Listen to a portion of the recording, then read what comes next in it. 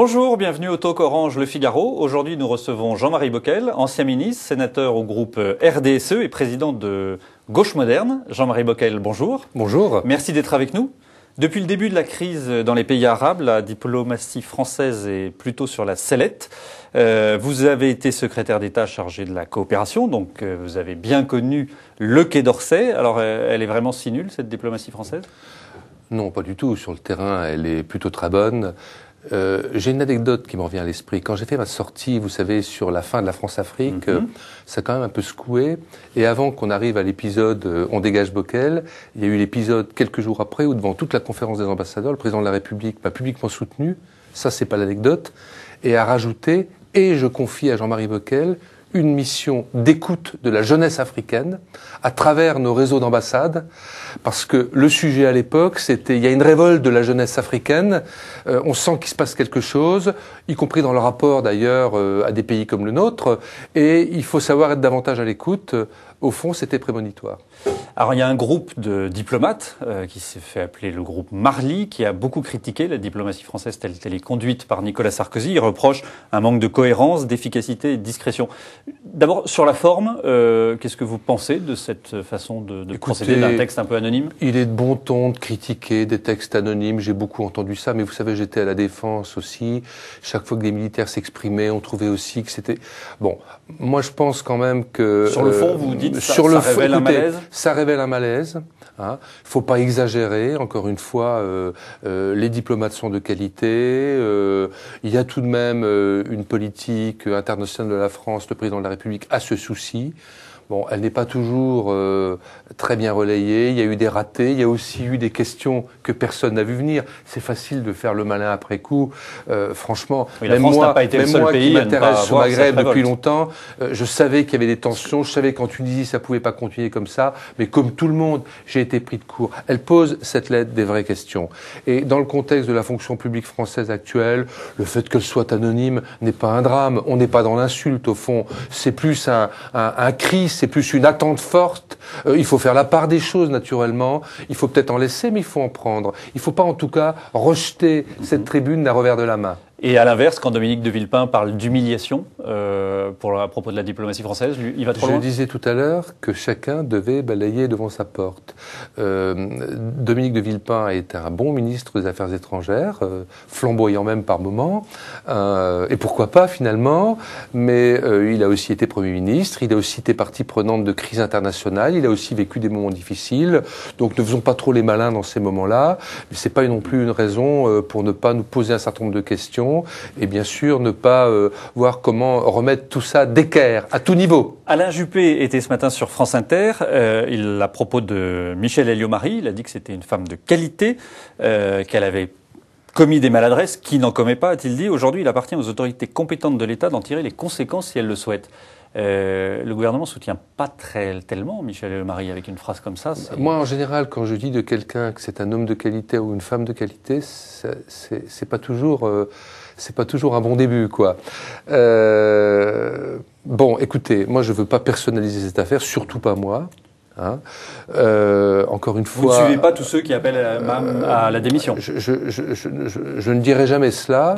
Par contre, on doit forcément, comme toujours en pareil cas, tranquillement, et le président de la République a eu raison de ne pas céder à la pression de l'immédiateté, se poser la question avec le recul du temps.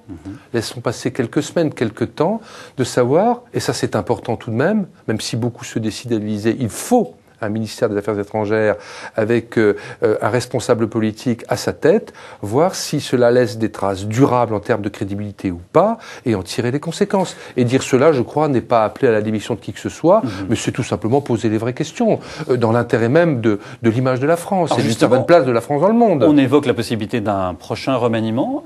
Vous avez envie, vous, de revenir au gouvernement ? Pas pour revenir au gouvernement, si vous voulez. Maintenant, je me suis habitué à être parti. Oui. Au fond, je ne m'y attendais pas tellement, mais c'est passé. Je découvre aussi l'intérêt d'une liberté politique recouvrée dans un moment politique important et intéressant. Si un jour je dois revenir, ça doit avoir un sens. D'accord. Hein. De toute façon. Donc pas à n'importe quelle condition, ni à n'importe quelle Si je peux faire un trait d'humour, jusqu'au sénatorial, on ne demandera jamais à un sénateur qui a un suppléant de gauche de rentrer dans un quelconque gouvernement. Ça, c'était de l'humour. Mais plus sérieusement, je veux dire, j'y pense pas tous les matins. Je pense tous les matins à construire la gauche moderne, à voir si nous avons une place comme aile gauche de la majorité ou pas. Le reste en découlera, avant ou après 2012. Nous verrons. Alors justement, vous représentez l'aile gauche de la majorité, mais récemment, vous avez dit que vous ne cautionneriez pas une droitisation de la droite. Alors, Nicolas Sarkozy a demandé à Jean-François Copé de préparer un débat sur la place de l'islam. Ça fait partie de ce risque que vous dénoncez de droitisation de la droite ? Oui, et peut-être même plus encore. Il y a un risque de maladresse qui peut nous revenir en boomerang.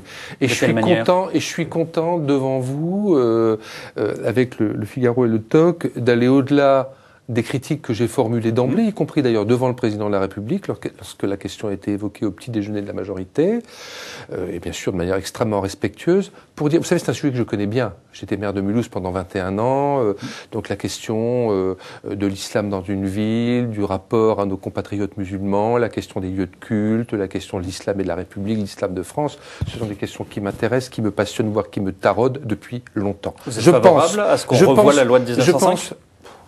C'est pas le sujet. Vraiment, non, mais c'est pas pour moi. C'est un des sujets. Ce n'est pas pour moi le sujet d'aujourd'hui. Voilà, disons cela comme ça. Des changements de loi peuvent venir en voiture balai une fois qu'on a réglé tout le reste.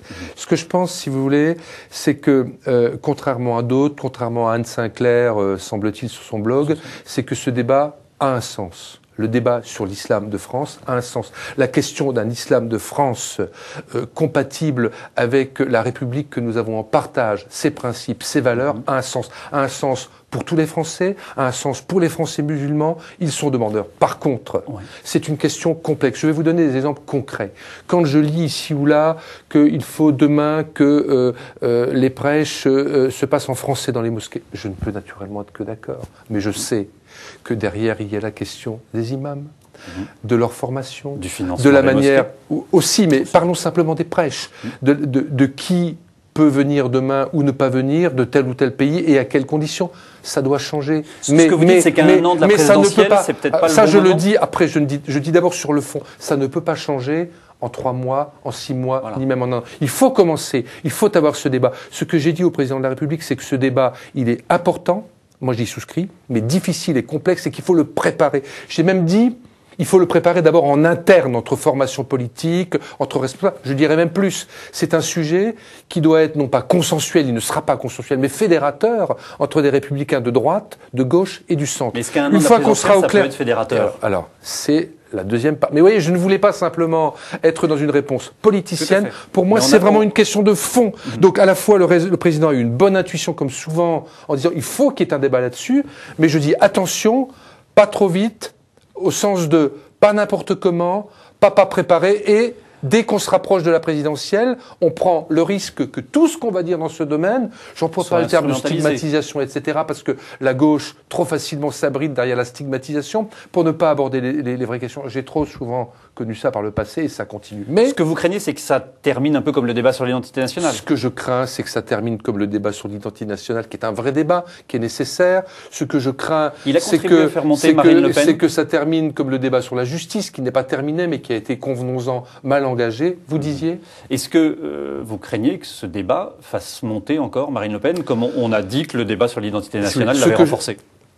Le débat sur l'islam, qui poserait un certain nombre de principes, de pistes, de conditions, c'est nécessaire, qui ne serait pas inscrit dans un calendrier, dans une démarche. Il faut expliquer, fédérer, entraîner des alliés. Vous savez, l'islam est divers en France.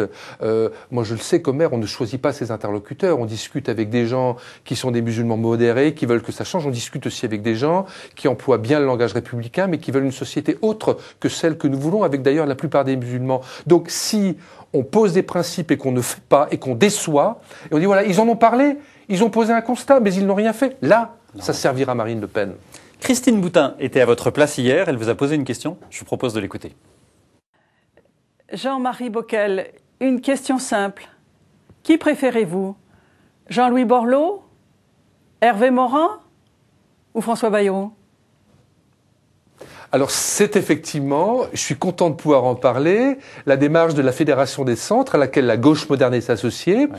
Je veux dire d'abord que nous ne voulons pas disparaître dans cette démarche, nous voulons vraiment rester l'aile gauche de la majorité, d'où ma question d'ailleurs sur le refus de la droitisation de la droite. Et un bon moyen d'éviter ce risque, c'est que la majorité marche sur deux pieds, qui est à la fois l'UMP, je dirais, canal historique, mais également d'autres sensibilités qui se regroupent parce que tout un chacun, y compris la gauche moderne, seul nous sommes faibles. Aujourd'hui, bien sûr, il est clair que nous avons commencé à travailler au sein de la majorité, avec Borloo, Morin, Arthuis également. Alors pour répondre à la notoriété, comment dirais-je, le style, la manière de faire de la politique de Jean-Louis Borloo fait qu'il a un leadership naturel.